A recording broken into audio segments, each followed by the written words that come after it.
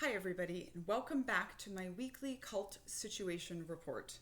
I'm Daniela Mestenik-Young, scholar of cults, extreme groups, and extremely bad leadership, former U.S. Army captain and intelligence officer, where it was my job every Friday to do the enemy situation report, as you know, one does.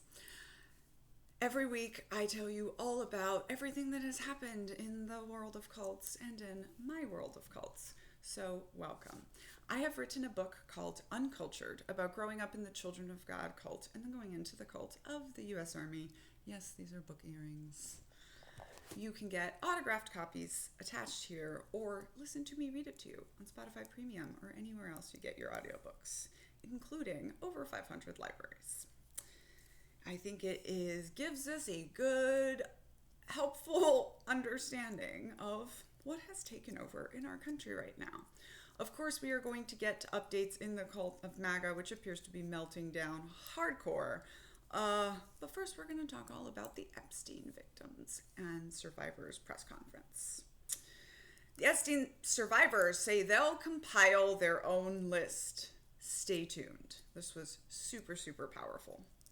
On Capitol Hill this week, a gathering felt less like a press conference and more like the awakening of a new order. 10 women, Epstein survivors, stood together and spoke as one voice, demanding truth, demanding exposure, demanding the list. Okay, very significant that they are going after transparency, right? Because cults, all cults, weaponize secrecy.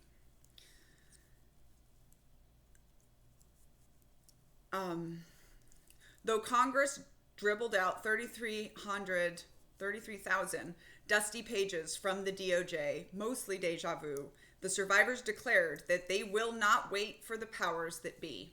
We are compiling our own list, they said, a sacred scroll of names whispered in the dark corners of Epstein's world, soon to be revealed by those who lived the nightmare. Survivors for survivors. A reckoning by the initiated. They legitimately, we know who we were trafficked to. We know who we were abused by. We can make a list. They're calling the bluff. It's so good. The press conference had the ritual energy of testimony. One by one, women stepped to the mic, some silenced for decades, now casting their stories like incantation. 13, 14, summers stolen, childhoods bartered for a promise of the American dream that never arrived.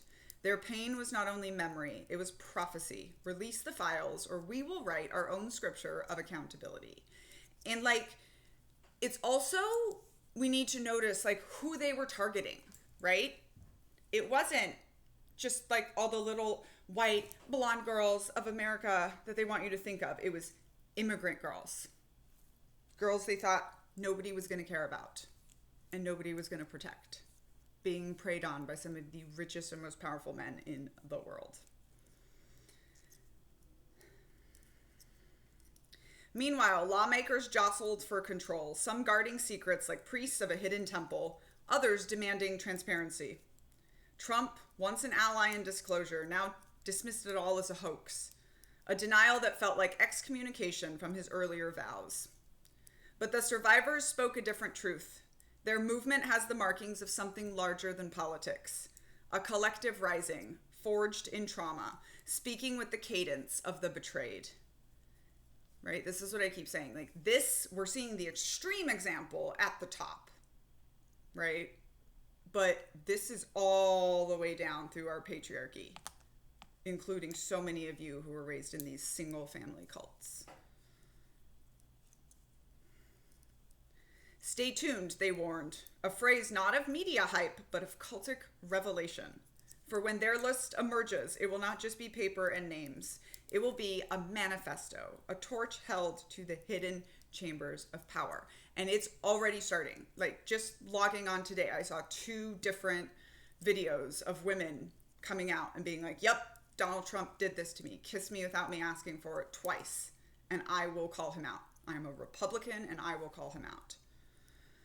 Let's dig deeper into this. It was pretty emotional to see the Epstein victims take a stand this week and advocate for the justice that they have been denied for so long.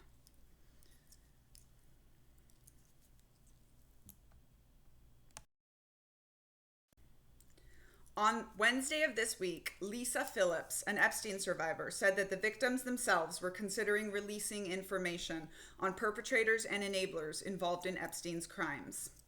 She clarified that while she doesn't want to target the president and that she's not aware of any evidence against him, she was shocked and confused that Trump called the push for transparencies by survivors a Democratic hoax. Yo, he scheduled a military flyover over a press conference of victims. In an interview with CNN, she stated, just for so many years, he acknowledged that there were thousands of files and he was going to release them. And so hearing that it was a hoax today, I was just confused by it. Phillips rejects Republican House Speaker Mike Johnson's claims that releasing any additional information about the Epstein case would hurt or re-victimize survivors, stating, we're already being harmed because there's no accountability, there's no transparency. That's what harms us. It's that the people that need to be held accountable aren't. And speaking of Mike Little Johnson, a major donor of his has already been named as one of the people. I don't remember what the name was, but Lisa believes that Epstein was intentionally trafficking women to get blackmail material on other high-powered individuals, and she thinks there are people more powerful than him on the list holding him back from releasing more information. This story is evolving, and we'll learn more as it develops, but in the meantime, we have a couple of things to note. It's super brave for the survivors to come out and do this. Whether it's Trump on the list or other powerful people, it's clear that they're risking a lot in the pursuit of justice, which sends a strong message to both perpetrators and fellow survivors, as well as those currently being abused. We thank you for your courage. From the start of this act of the Epstein drama, I've been talking about how this is a crack in the brainwashing moment, because Trump took away the transcendent mission. He called people who supported him stupid, even after they made themselves social pariahs to have his back. They could justify much of his hatred by convincing themselves that he was doing it for the children, and now they can't, right? So I say in my 10-part list of cults, right, the transcendent mission, that's number 3. That's the throat. When they came out and said, there's no Epstein list, it's not going to be released, they throat slashed MAGA. They just pulled that throat right out. And I've been saying since then, it's up in the air whether they're going to literally get in there and do surgery and get a new mission in or not. This is what mostly ended the children of God. They were like, actually, Jesus told us he's not coming back in our lifetime anymore. And everyone was like, okay, so goodbye.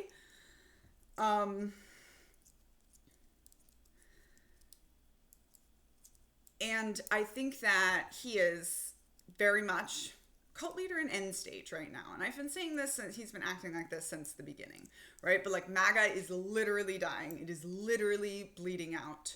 People are coming for him. I love this comment by Brittany on TikTok. They're not smart enough to keep a cult together. That is true. And also by becoming the head of MAGA and becoming president, right? By this cult of Christian nationalism getting the presidency, they're also trying to force all of us to be in a cult. And I don't know of any cult that has ever been successful trying to force 2/3 of their members to stay in. This idea that cults don't let you leave is false. That's not what exit costs mean, right? So I also don't know of any dictator who took power with 30% support. I really think Donald Trump has been listening to y'all, because we know he's constantly online, and y'all keep saying, he's already a dictator. They don't need the cult anymore. They don't need the people. There is no point at which the cult leader transcends needing the cult. That's not a thing. There is no point at which a dictator doesn't need the dictated, right? And one of the things we learned by restudying the Brazilian military dictatorship and also by reading A People's History of the United States by Howard Zinn is that the elites in many countries, in this country very specifically, after the revolution, built a middle class, right? Washington was the richest man in America, built a middle class, gave a bunch of people land, white men, a little bit of land, some little farms, to have the middle class as a buffer between them and the people, right? But guess what? They've basically destroyed the middle class. They don't have a freaking buffer.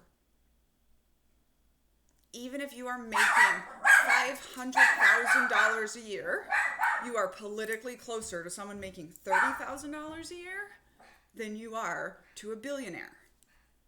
And as soon as we all get on the same side, there's no point at which Americans can't respond. There's no point at which a dictator has so much power that 360 million people armed with at least 500 million weapons can't do something about it. Okay, so how do we deal with reconciliation, if that's even an option? I was asked this in my Reddit debut. Yesterday I did an AMA on the QAnon casualties subreddit, and some of you might find that community helpful and validating. One of the things I say about reconciliation is like, you do not have to forgive anybody for your own healing or happiness or joy in life. That is not true. That's a toxic message we've been told by religious leaders who want to control us, okay? In fact, you cannot even have real forgiveness without apologies and attempts at amends, okay? So I'm not saying you have to forgive them. But I am saying that when a cult member comes out of a cult, you have one choice. You can accept them back, or you can push them to worse things, okay? So here's the story. In 1993, a man went on Larry King Live. It's an episode called The Family, Preachers or Pedophiles, about the children of God. And this man, Rick Dupuis, tells the story of how he was forced to rape a 10-year-old girl who was the daughter of the leaders. And they did it in order to get him so that he couldn't leave, right? Collateral, if you will. And here's the thing. He thought he was going to get understanding. In fact, he really needed to get understanding because he was horrified and still trying to come to terms with what had happened to him. Manipulated in a cult and the things he had done. And he never came to terms with it, and he took his life a few years later. And when I tell you this isn't about forgiveness, right? The 10-year-old girl was my mother. But he needed to be understood. He needed a place to fall. And if you don't accept them back, you're going to push them back to the cult, you're going to push them to another cult, or you're going to push them to unalive or just completely medicate and, risky living behavior, all this kinds of stuff, right? So we don't have to forgive, but we're going to have to do something with all of these cult members that are going to come bleeding out of this. And I've written a deconstruction workbook that goes along with Culting of America. I didn't intend to. I thought I was writing a simple little companion journal. And then I did this thing that I actually think will be very useful for folks coming out of MAGA. In addition to all of you that I think will be useful for it. All of the physical products are going to be out January 20th, the 1-year anniversary of us all living in this particular cult. But we are going to be, for those who pre-order, of course, because it won't be out yet, but we're going to be releasing the audio and the digital of the book in hopefully November. All right. Yesterday, September 4th, the New York Times ran an op-ed titled "Epstein's Victims Won't Let Trump Push Their Story Aside" by Michelle Goldberg. In this piece, Goldberg talks about the trends that I've been talking about or anticipating since Trump called his own supporters stupid, right? He let the mask slip. Marjorie Taylor Greene breaking with the MAGA line, along with Thomas Massie, who's really stirring up some trouble in this area by trying to compel the Justice Department to release files. Lauren Boebert and Nancy Mace. And look, people are getting very emotional about the Marjorie Taylor Greene thing, but what I said and what I said repeatedly in the Reddit thread yesterday was like, look, I think she had a crack in the brainwashing, primarily because I've never heard her sound like a normal person before. And all of a sudden she did. how else to explain that? And people are like, well, she just knows that it's important for her reelection. I'm not saying that it can't be self-serving, but even the fact that you're saying she knows that she needs to switch sides for reelection, I would argue is proof that she's had a crack in the brainwashing, right? And that she's willing to go against this president who immediately came out and started threatening Republicans not to side with this, right? They're just doing all the bad guy stuff out in the open now, y'all. This is where we're at. Goldberg mentions that not all Trump supporters, however, are ready to ignore the issue. For some of them, especially those animated by the conviction, not entirely unreasonable, that real power in America lies with shadowy, malevolent, and unaccountable forces. The Epstein mythology is too central to their worldview to let go of. And Trump's recalcitrance on the Epstein files isn't enough to shatter his coalition, but it has created at least a few fissures. Some once friendly podcast hosts, Joe Rogan chief among them, have become disillusioned with Trump over Epstein. And political scientists at the University of Massachusetts Amherst have found a small but meaningful number of voters moving in the same direction. This is going to be my showgirl coat. I'm going to put it in my shop, but it's not going to be cheap.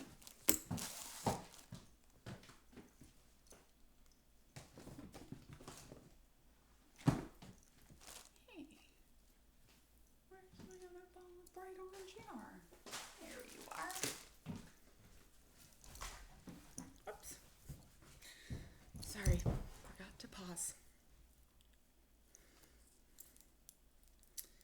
All right. So, the crack in the brainwashing is starting to show, right? And I've been saying this for has it been a month now? Since the whole thing about we're not going to release the Epstein file broke, that like, if you're not seeing the cracks yet, you might just not have a wide-eye enough view of MAGA, because I've been seeing the cracks since the very beginning. All right, Culting of America updates. I'm literally, as soon as I finish this video, going to go complete the proofread of the proofread, the literal finalizing of the text, in which I'm definitely adding a 20th hour reference to the Epstein Survivors Conference. Why? Because I think it's very, very important that they're going after what? Secrecy, demanding a transparency bill. Secrecy is a huge weapon of cults, and we'll talk about this in the climax chapter, the ends justifies the means. And then that text is going to be completely final. I am going to receive the first version of my book baby, not even with the finalized text, in my hands either today or tomorrow. I've got the champagne chilling. I thought it was going to be yesterday, but much like my real child, it said, not today. Nobody asked me if I wanted to be born. So anyway, I am awaiting it with bated breath. This is, the kind of top secret advanced reader copies that's going out to the few people that we care about having endorse. Tia Levings being one of them, whose book we are doing in Cult Book Club this week. And I'll talk about that more in a little bit, but we have signed hard copies of Tia Levings' book attached here or in the shop. Okay, so my co-author has the physical arc already because she's co-located with the publisher, and I'm like, it already exists. Somebody's holding my baby, and it's not me. Which again happened with my real child because she didn't breathe for 7 minutes. It was literally the longest 25 hours of my life. Okay, sorry. Scarf again had to come off. It's getting too overstimulating, but I'll show this one in the end during nitpicks. All right. Okay, so I'm going to be, then I'm finalizing the layout. I'm getting a bunch of different products from the bundles, I think this week. So I'll be able to start showing you all some of that. we are going to be working on a Black Friday, though we might release it earlier, product, which is going to be the giftable product, even though the physical book and products are not going to be out till January 20th, because literally they have to have time to produce them. But we are going to have a art print of the cover autographed, and then you'll have a code that goes with it that you then redeem the code and you get all the physical products of whatever bundle you ordered, even just the physical book. So stay tuned for that. Pre-sales are going great. We are working on paying the book off. I'm at least going to have 4 book events. One of them will be the big book launch party in College Park, Maryland on January 20th. There is info to sign up for that. It's obviously free to attend.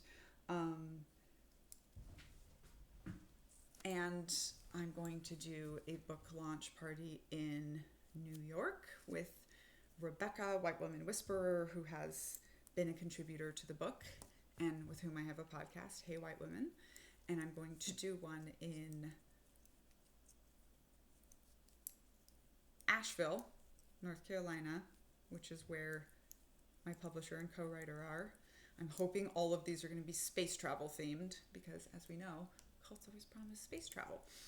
I am going to do one in New Orleans with Lizzie, my talent manager. So those ones we know for sure. I feel like I'm going back to San Francisco probably to have a brothel themed book event with someone who is has a memoir about Seventh-day Adventists coming out, The Glory Hole. And we are going to do a brothel themed book party there because I recently found out that San Francisco was in large part founded by a madam. Plus boas are something you can really easily knit with fuzzy yarn. So I teach people that.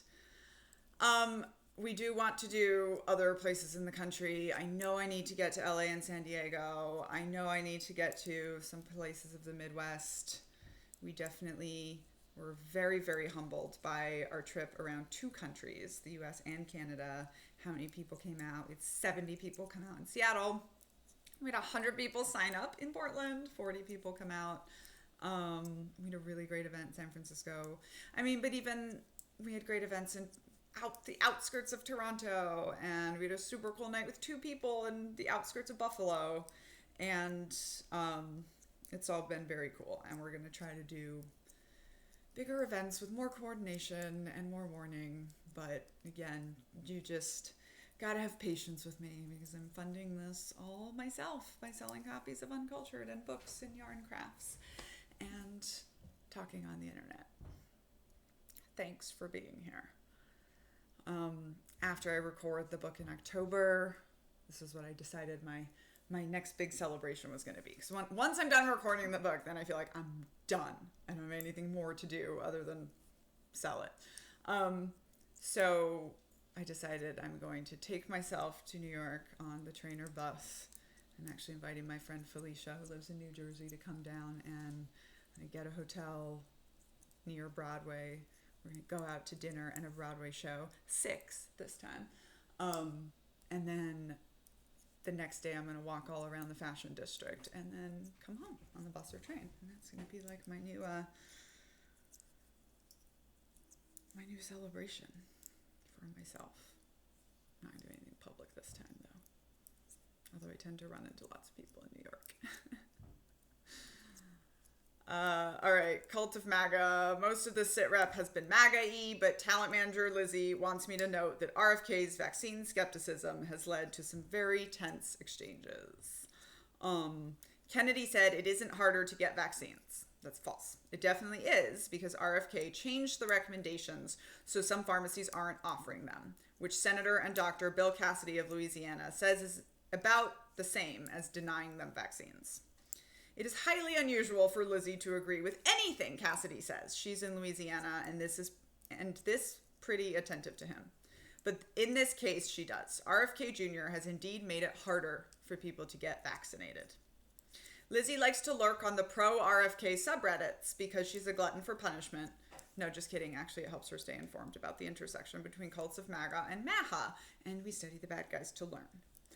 She says she noticed people talking about how people get all upset that RFK Jr. isn't a doctor and how it's such a double standard because many previous secretaries of the HHS were also not doctors. Here's a quote about that from her.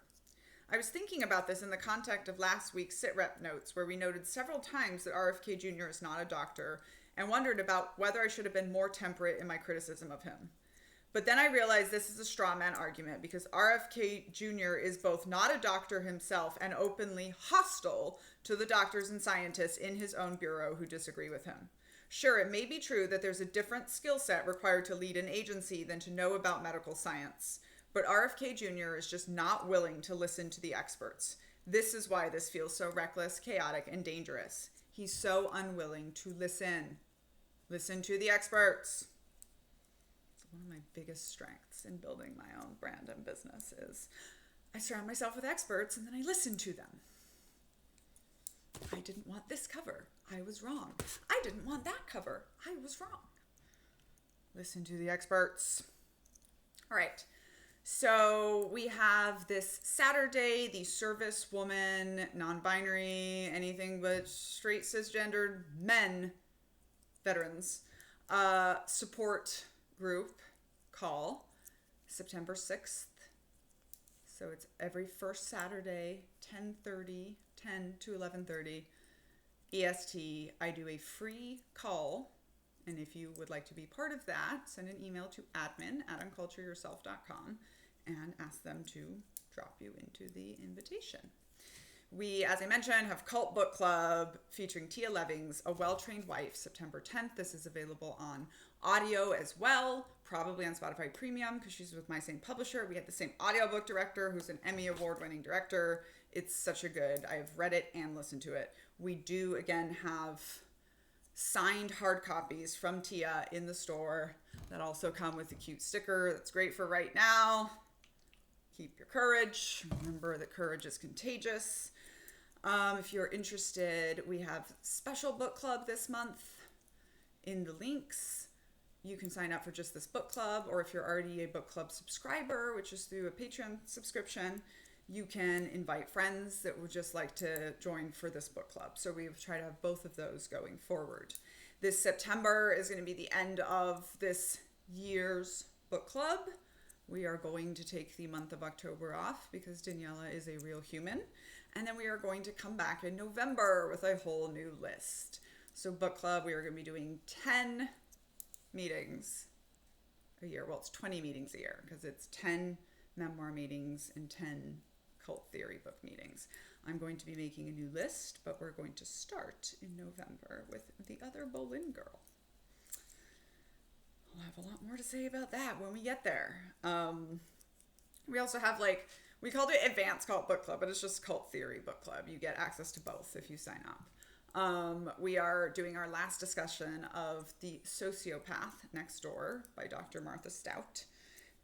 We read Dr. Margaret Singer, not Sanger, Singer's Cults in Our Midst. We read Dr. Yanya Lalich's Cults Among Us. Take Back Your Life. We read Dr. Alexandra Stein's Love, Terror, and Brainwashing. And we read, and then we're now finishing The Sociopath Next Door. So it's 4 theory books, so we have longer time. If you want to be in book club, you got to get Patreon. That's how we do it. It's just a website subscription. All right, podcasts. In the Hey White Women episode we posted this week, we talk about white women needing to be main characters and what we need to do to kind of fix that. And I don't think we had a Cults and Culting of America podcast because we sometimes don't get to record. Though my partner on Cults and the Culting of America, Scott Lloyd, published his book, The God I Was Given, Finding God After Losing My Religion, or Finding Faith After Losing My Religion. And he is a straight white man who is a scholar of race and patriarchy and religion, and has done a lot of work and has written his book. So it's going to be on the book club list, but go check that out if that sounds appealing to you. I know his audiobook will be released any day now as well. We'll put a link for his book in the show notes. We are inching toward our goal in the GoFundMe. Our goal was only $7,000 and we're almost there. Thank you so much to everyone who has contributed. You know, it covers the audio. We are going to also have, because both White Woman Whisperer and Lizzie Freudman have contributed to the book, so we're going to have them read their parts, which is very exciting. And we get to do all of that because of people who have invested in this book. Thank you so much. And now, I am going to talk about the Venezuela boat thing. This is what the military does. International strikes. Presidents have very broad powers for international violence. This is why I thought it was going to be so world-changing if we got a Black woman in that seat. And instead we got Trump. And there's nothing illegal about the military doing a strike. This is how this stuff goes. And Venezuela can claim whatever they want. But this is the same as when we struck Iran. It's nobody's big enough to hit us back. Nobody wants to go to war with America. So we are the biggest bullies on the playground, so we bully. And that's what I have to say about that. We could have had Kamala. Okay, so for some nitpickings. Okay, first I'm going to show you my thoughts on Israel. I'm not the kind of former intelligence officer deployed to the Middle East that's going to talk to you about the Middle East. So this is one that I made just before I left on my trip, and it's just one of my classic scarfigans. We have a link for a PDF that has the patterns for that with some rainbow. It's very pretty. It's very like sensory, not great. I'll probably wear it more in the fall. I'm also looking for some kind of product that's like sleeves up to the shoulders, but it's just like connected in the back. Does anyone know if that's a thing? Okay, but I'm going to take you and show you. Okay, great. Okay, so here is just my new earring rack, which is just a bunch of different earrings that I made, mostly while I was on the trip. Got my new thing, which are the fabric tassel earrings that I'm going to do a video showing on how to make soon. A lot of these are in my shop now. We've got some more stuff over here. I've been making a bunch of earrings for the space travel era. Look how cute these are. So, just having lots of fun. Oh, I know what I will show off. I will show off the thrift haul from the entire trip, because that's fun. Shoes are separate, but I already posted that video, so y'all can go find it. Okay, so here's a scarf again that I made. Use two different scarves, because that's the thing I'm doing now. I'm going to put these. Here is another scarf again that I made. These ones don't even have sleeves. They're just literally such fast projects. But also at any point in time, I can just add sleeves to them. This one has these really pretty designs at the bottom. This outfit that I found and wore to my event in Seattle, which literally matched the decor of this place. I just wore that with some pasties underneath. And it's literally got the Tay-Tay thing. Oh my gosh, it was so cool. This is a learning channel. We're learning to love ourselves. All right, this is just a fun, I'm doing a lot of white ivory and magenta right now. to match the new child. This I stole from a 10-year-old child, and by that I mean I bought it at a thrift store, but it's size 10 child. Anyway, it's adorable. For space travel era. I guess I can separate that. Look at this spar. Look at this. It's so sparkly. So that's for space travel era. It's just because it's really colorful and fun, and I figured it would go with something.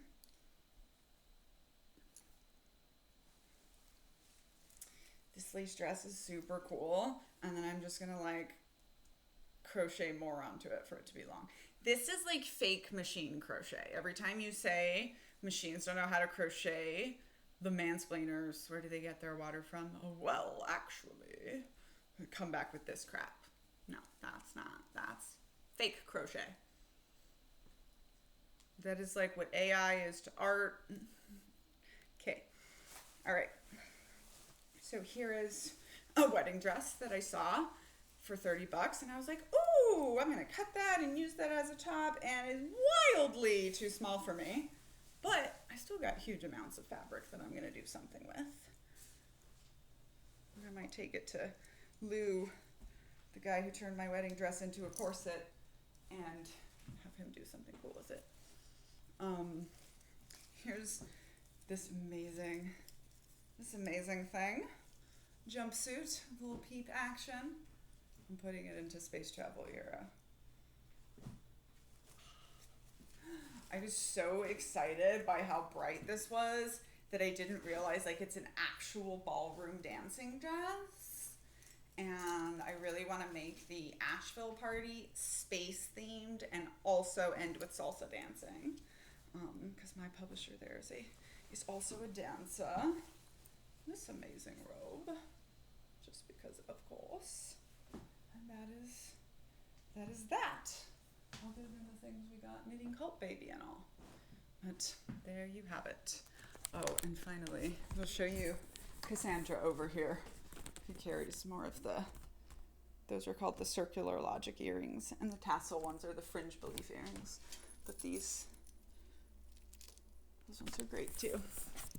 Anyway, I'm going to put some of the earrings and collars in the Shopify, so they should be appearing on the YouTube shop soon, but just probably not today. Thanks everybody for joining me. Please like and subscribe if you are new, and we will see you next week or in all the hundreds of shorts I post every week. Have a day. Stickers attached. Back to say, let's don't forget, I was right about the space travel. This was one of the stickers. It's a bumper sticker. And at some point when you scan this, the PDF you'll get the preview PDF of just the section of Culting of America that says Cults Always Promise Space Travel. But I was very proud that so many of you during the big Trump surprise conference, what's it going to be? First of all, I came out and said I was going to give my most military intelligence officer assessment ever. I was like, either they're going to just come out and be like completely something else and try to be like, it was a big old nothing burger, or they're going to tell us some life-changing information like Shady Vance is the president. Anyway, it was space travel. And so many of you were like, Knitting Cult Lady was right. So that was great. So proud of you. Also would like to note that Knitting Cult Lady was right about the use of the National Guard being found to be illegal. LA has found to be illegal, and DC has immediately sued him. It's also probably found to be illegal. He is, of course, appealing it to a higher court, and he's also very likely to try to escalate in the next 10 days. So, keep that in mind. Again, he's trying to be a tyrant out loud. Now, why couldn't the National Guard refuse this before? Because it hadn't been, the precedent of a judge calling it illegal hadn't happened yet. Right? No president has ever deigned to use the National Guard in such a disgusting way before. So it had to be decided by the courts. The courts have decided in favor of you can't use the National Guard that way. And just generally, he's pretty much losing at life. Knitting Cult Lady remains pretty much undefeated in predictions. Appreciate y'all. Finally, a lovely man named Austin Neal decided to tell this military veteran in this Suicide Awareness Month to go brush my teeth with my M9 yesterday. And I responded to that bully, to that threat, by spending a lot of the day on the phone with his boss. Because he came against the wrong intelligence officer.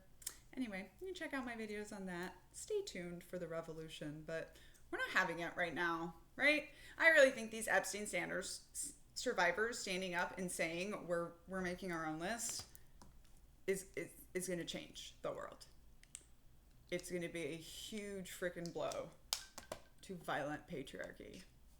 And I'm excited to see it. Courage is contagious.